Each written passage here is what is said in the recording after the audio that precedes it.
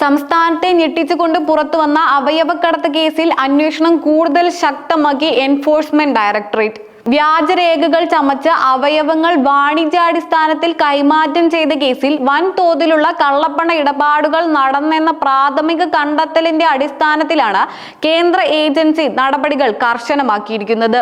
കൊച്ചി, തിരുവനന്തപുരം, കോട്ടയം, കൊല്ലം തുടങ്ങിയ ജില്ലകളിലെ പ്രമുഖ ആശുപത്രികൾ കേന്ദ്രീകരിച്ചാണ് ഇപ്പോൾ പരിശോധനകൾ പുരോഗമിക്കുന്നത്.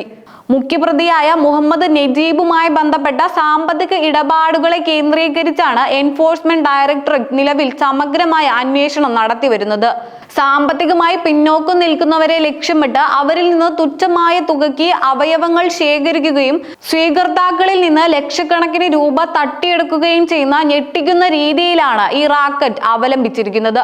ദാതാവിന് 5 മുതൽ 10 ലക്ഷം വരെ മാത്രം നൽകി സ്വീകർത്താവിൽ നിന്ന് 25 ലക്ഷം രൂപയോളമാണ് ഇവർ കൈക്കലാക്കിയിരിക്കുന്നത്.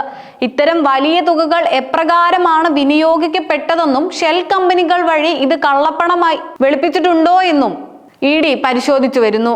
ഈ അനധികൃത ഇടപാടുകൾ ആശുപത്രികൾക്കും പങ്കുണ്ടോ എന്ന ചോദ്യമാണ് നിലവിൽ അന്വേഷണത്തിലെ ഏറ്റവും നിർണായകമായ വശം. പോലീസ് അന്വേഷണത്തിൽ ലഭിച്ച സൂചനകളുടെ അടിസ്ഥാനത്തിൽ ആശുപത്രി അധികൃതരുടെയും ചില ഡോക്ടർമാരുടെയും മൗനാനുവാദത്തോടെയാണോ ഇത്തരം ശസ്ത്രക്രിയകൾ നടന്നതെന്ന് ഇഡി പ്രത്യേകം പരിശോധിക്കുന്നുണ്ട്.